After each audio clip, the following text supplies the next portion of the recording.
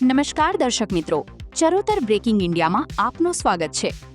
ડાકોરથી લાડવેલ ચોકડી રોડની દયનીય હાલત, ભ્રષ્ટાચારના આક્ષેપો વચ્ચે વાહન ચાલકો પરેશાન। ખેડા જિલ્લાના ડાકોરથી લાડવેલ ચોકડી રોડ ભ્રષ્ટાચારની ભેટ, વાહન ચાલકોમાં ભારે રોષ। ડાકોરથી લાડવેલ ચોકડી સુધીનો માર્ગ હાલ અત્યંત બિસ્માર હાલતમાં ફેરવાઈ ગયો છે।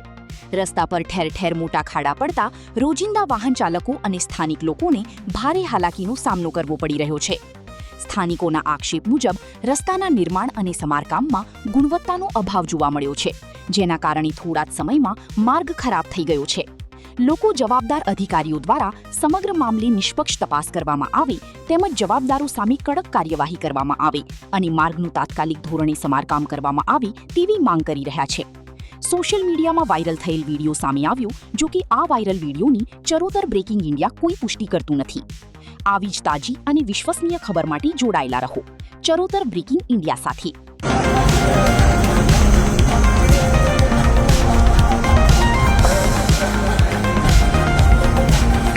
ભ્રષ્ટાચારના પોપડા ઉખડી ગયા।